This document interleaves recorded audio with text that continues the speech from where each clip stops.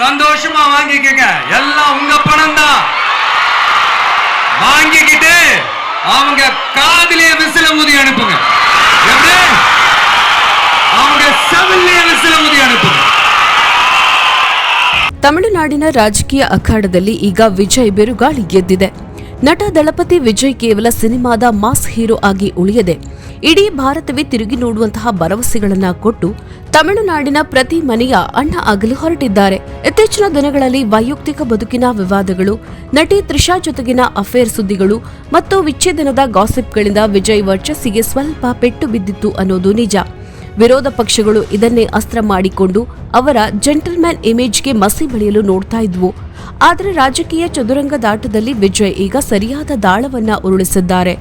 ಮಹಿಳಾ ದಿನಾಚರಣೆಯಂದೇ ಅವರು ಘೋಷಿಸಿದ ಈ ಬಂಪರ್ ಆಫರ್ಗಳು ಕೇವಲ ಚುನಾವಣಾ ಗಿಮಿಕ್ ಅನ್ನೋದಕ್ಕಿಂತ ಹೆಚ್ಚಾಗಿ ಸ್ತ್ರೀ ಕುಲದ ಮನಗೆಲ್ಲುವ ಮಾಸ್ಟರ್ ಪ್ಲಾನ್ ತರಹ ಕಾಣಿಸ್ತಾ ಇದೆ. ಕರ್ನಾಟಕದ ಕಾಂಗ್ರೆಸ್ ಭರವಸೆಗಳನ್ನೇ ಅಡಿಪಾಯ ಇಟ್ಟುಕೊಂಡು ಗ್ಯಾರಂಟಿ ಸ್ಕೀಮ್ ತರ ಹಲವು ಭರವಸೆಗಳನ್ನ ಕೊಟ್ಟಿದ್ದಾರೆ. ಸಾಮಾನ್ಯವಾಗಿ ರಾಜಕೀಯದಲ್ಲಿ ಆಡಳಿತ ಪಕ್ಷ ಒಂದು ಹೆಜ್ಜೆ ಇಟ್ಟರೆ ವಿರೋಧ ಪಕ್ಷಗಳು ಅದಕ್ಕೆ ಪ್ರತಿಯಾಗಿ ದೊಡ್ಡ ಹೆಜ್ಜೆ ಇಡುತ್ತವೆ. ಇಲ್ಲಿಯೂ ಅದೇ ಆಗಿದೆ. ಸ್ಟಾಲಿನ್ ನೇತೃತ್ವದ ಡಿಎಂಕೆ ಸರ್ಕಾರ ಮಹಿಳೆಯರಿಗೆ 1,000 ರೂಪಾಯಿ ಘೋಷಿಸಿದರೆ ವಿಜಯ್ ಅದರ 2.5 ಪಟ್ಟು ಅಂದ್ರೆ 2,500 ರೂಪಾಯಿ ಕೊಡುವುದಾಗಿ ಸೆಡ್ಡು ಹೊಡೆದಿದ್ದಾರೆ. ಇದು ಕೇವಲ ಹಣದ ವಿಚಾರವಲ್ಲ, ಬದಲಿಗೆ ತಮಿಳುನಾಡಿನ ಪ್ರತಿ ಮನೆಯ ಯಜಮಾನಿಯ ಮನಸ್ಸು ಗೆಲ್ಲುವ ತಂತ್ರ. ಮಹಿಳೆಯರಿಗೆ 60 ವರ್ಷ ತುಂಬುವವರೆಗೂ ಈ ಹಣ ತಲುಪಲಿದೆ ಎನ್ನುವ ಗ್ಯಾರಂಟಿ ನೀಡೋ ಮೂಲಕ ಅವರು ದೀರ್ಘಕಾಲದ ಭದ್ರತೆಯ ಕನಸನ್ನ ಬಿತ್ತಿದ್ದಾರೆ. ಸರ್ಕಾರಿ ನೌಕರರ ಕುಟುಂಬಗಳನ್ನು ಹೊರತುಪಡಿಸಿ ಉಳಿದ ಎಲ್ಲರಿಗೂ ಈ ಯೋಜನೆ ಅನ್ವಯವಾಗಲಿದೆ ಎನ್ನುವ ಮೂಲಕ ಅವರು ಮಧ್ಯಮ ಮತ್ತು ಕೆಳವರ್ಗದ ಮತದಾರರನ್ನು ಸೆಳೆಯಲು ನೇರವಾಗಿ ಗುರಿಯಾಗಿಸಿಕೊಂಡಿದ್ದಾರೆ. ಇನ್ನು ಪ್ರತಿ ಮನೆಗೆ ವರ್ಷಕ್ಕೆ 6 ಉಚಿತ ಗ್ಯಾಸ್ ಸಿಲಿಂಡರ್ ಕೊಡುವುದಾಗಿ ಭರವಸೆಯನ್ನ ಕೊಟ್ಟಿದ್ದಾರೆ. ಇನ್ನು ವಿಜಯ್ ಅವರ ಈ ಯೋಜನೆಯ ಪಟ್ಟಿಯಲ್ಲಿ ಅತಿ ಹೆಚ್ಚು ಗಮನ ಸೆಳೀತಾ ಇರೋದು ಅನ್ನನ್ ಸೀರೆ ಮತ್ತು ಬಂಗಾರದ ಉಂಗುರದ ಭರವಸೆಗಳು. ದಕ್ಷಿಣ ಭಾರತದಲ್ಲಿ ಚಿನ್ನ ಮತ್ತು ರೇಷ್ಮೆ ಸೀರೆಗೆ ಇರುವ ಬೆಲೆಯೇ ಬೇರೆ. ಮದುವೆಯಾಗುವ ಹೆಣ್ಣು ಮಗಳಿಗೆ 8 ಗ್ರಾಂ ಚಿನ್ನ ಮತ್ತು ರೇಷ್ಮೆ ಸೀರೆ ನೀಡುವುದಾಗಿ ಹೇಳೋ ಮೂಲಕ ವಿಜಯ್ ಪ್ರತಿಯೊಬ್ಬ ತಂದೆ ತಾಯಿಯ ಹೊರೆ ಇಳಿಸುವ ಮಾತುಗಳನ್ನ ಆಡಿದ್ದಾರೆ. ಅಷ್ಟೇ ಅಲ್ಲ, ಮಗು ಹುಟ್ಟಿದಾಗ ಬಂಗಾರದ ಉಂಗುರ ಕೊಡುವ ಆಶ್ವಾಸನೆ ನೀಡೋ ಮೂಲಕ ಭಾವನಾತ್ಮಕವಾಗಿ ಜನರ ಹತ್ತಿರವಾಗಲು ಪ್ರಯತ್ನಿಸ್ತಾ ಇದ್ದಾರೆ.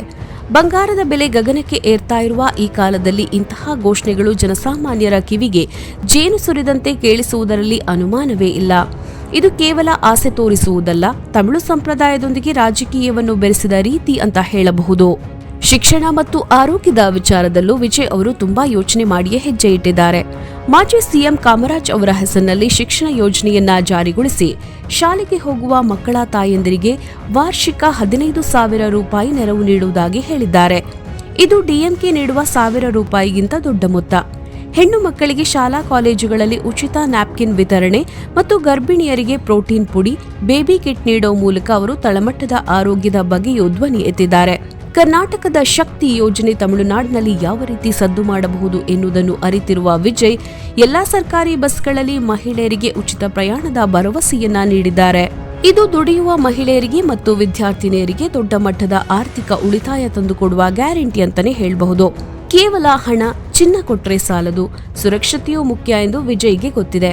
ಅದಕ್ಕಾಗಿ ಅವರು ರಾಣಿ ವೇಲು ನಾಚ್ಯಾರ್ ಹೆಸರಿನಲ್ಲಿ ಪ್ರತ್ಯೇಕ ಮಹಿಳಾ ಪಡೆ ರಚಿಸುವ ಮತ್ತು ಮಹಿಳಾ ದೌರ್ಜನ್ಯ ಪ್ರಕರಣಗಳ ತ್ವರಿತ ವಿಚಾರಣೆಗೆ ಫಾಸ್ಟ್ ಟ್ರ್ಯಾಕ್ ಕೋರ್ಟ್ ಸ್ಥಾಪಿಸುವ ಭರವಸೆಯನ್ನ ನೀಡಿದ್ದಾರೆ.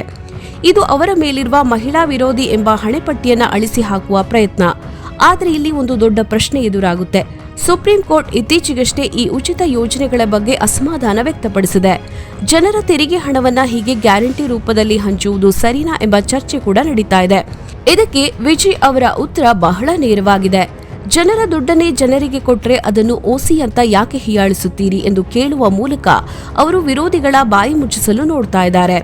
ಅಂತಿಮವಾಗಿ ಈ ಎಲ್ಲಾ ಘೋಷಣೆಗಳು ವಿಜಯ್ ಅವರನ್ನು ತಮಿಳುನಾಡಿನ ಮುಖ್ಯಮಂತ್ರಿ ಗದ್ದುಗೆಗೆ ಹತ್ತಿರ ಮಾಡುತ್ತವೆಯೇ ಎಂಬುದು ಸದ್ಯದ ಕುತೂಹಲ. ಸೋಷಿಯಲ್ ಮೀಡಿಯಾದಲ್ಲಿ ದೊಡ್ಡ ಮಟ್ಟದ ಚರ್ಚೆಗಳು ಕೂಡ ನಡೀತಾ ಇವೆ. ಕೆಲವರು ಇದು ತಮಿಳುನಾಡಿನ ಭವಿಷ್ಯಕ್ಕೆ ಮಾರಕ ಅಂತ ಹೇಳ್ತಾ ಇದ್ರೆ, ಇನ್ನು ಕೆಲವರು ಬಡವರ ಬದುಕಿಗೆ ಇದು ಆಸರೆ ಅಂತ ಹೇಳ್ತಾ ಇದ್ದಾರೆ. ವಿಜಯ್ ಅವರ ವೈಯಕ್ತಿಕ ಬದುಕಿನ ವಿವಾದಗಳನ್ನು ಈ ಗೋಲ್ಡ್ ಮಂತ್ರ ಮರೆಸುತ್ತದೆಯೇ ಅನ್ನೋದನ್ನ ಕಾದು ನೋಡಬೇಕು. ಸಿನಿಮಾದಲ್ಲಿ ಎದುರಾಳಿಗಳನ್ನು ಧೂಳಿಪಟ ಮಾಡುವ ವಿಜಯ್ ರಾಜಕೀಯದ ಈ ಜಿದ್ದಾಜಿದ್ದಿನಲ್ಲಿ ಸ್ಟಾಲಿನ್ ಅವರಂತಹ ಘಟಾನುಘಟಿಗಳನ್ನು ಎದುರಿಸಿ ಹೇಗೆ ಗೆಲ್ಲುತ್ತಾರೆ ಅನ್ನೋದು ನಿಜವಾದ ಇಂಟ್ರೆಸ್ಟಿಂಗ್ ವಿಚಾರ. ಉಚಿತಗಳ ಈ ಓಟದಲ್ಲಿ ಜನ ಯಾರಿಗೆ ಜೈ ಎನ್ನುತ್ತಾರೆ ಅನ್ನೋದು ಬರುವ ಚುನಾವಣೆಯಲ್ಲಿ ನಿರ್ಧಾರವಾಗಲಿದೆ. கண்காணிப்பு செய்ய முடியுமா என்ற கேள்விக்கான பதிலாக state of the art command centres அமைத்து சிசிடிவி நெட்வொர்க்குகளை கண்காணிக்கவும், அவசர நிலைகளை அந்த நேரத்திலேயே கண்காணிக்கவும், அதற்கான விரைவான பதிலை உறுதி செய்யவும் அதிநவீன கட்டளை மையங்களை அமைத்து பெண்கள் பாதுகாப்பு உறுதி செய்யப்படும். அடுத்து, பெண்களுக்கு மிகவும் தேவையான நாட்களில் பொது விநியோகம் நடக்கும் இடங்களான ரேஷன் கடைகள் மற்றும் பள்ளிகள், கல்லூரிகள் மூலம் அனைத்து பெண்களுக்கும் விலையில்லா சானிட்டரி பேட்ஸ்,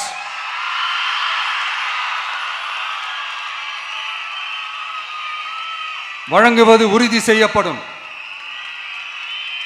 இது ஏன் சொல்றேன்னா, இது இப்போது ஒழுங்கா நடக்கிறது இல்லை. அதனால தான் அதை அழுத்தி சொல்றேன். இது இப்போ முழுமையாக செயல்படுத்தவில்லை என்பது நமக்கு நல்லாவே தெரியும். அடுத்து, சிங்க பெண்கள் மேம்பாட்டு திட்டம். நிலுவையில் உள்ள கடன்களை திருப்பி செலுத்துவதன் மூலமும், பெண்கள் நடத்தும் சுய உதவி குழுக்களுக்கு 5 லட்சம் வரை வட்டியில்லா நிதியை வழங்குவதன் மூலமும்,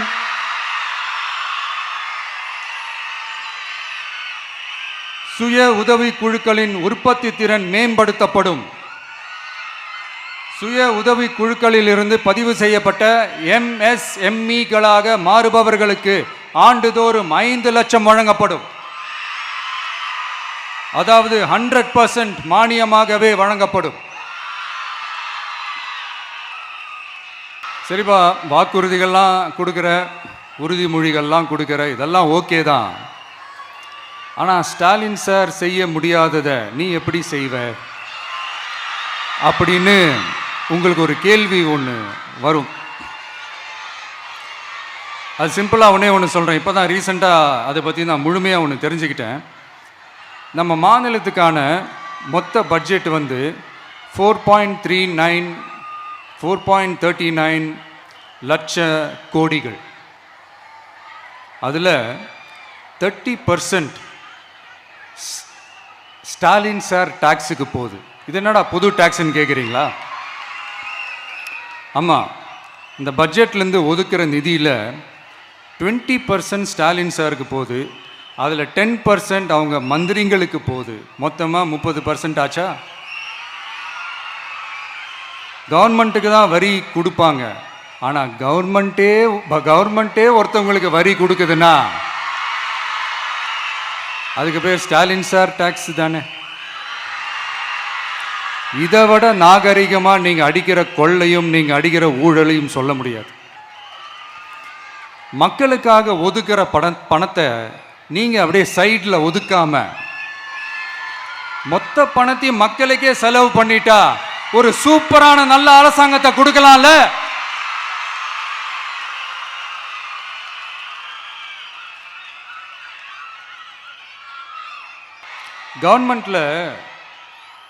கவர்மெண்ட்ல காசு இல்லை அப்படின்னு சொல்றாங்க. ஆனால் விடிய காத்தால எல்லார் அக்கௌண்ட்லேயும் 5000 ரூபா போடுறீங்களா? அது எப்படி?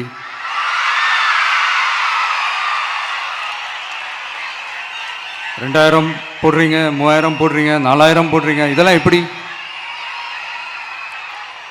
ஸோ கவர்மெண்ட்டில் காசு இருக்குது, பற்றாக்குறை தான் காரணம். அந்த பற்றாக்குறைக்கு காரணம் என்னன்னா இந்த மாதிரி ஸ்டாலின் சார் டாக்ஸ். இதெல்லாம் ஒழிச்சாலே போதும், எல்லாமே தன்னால் நல்லாவே நடக்கும்.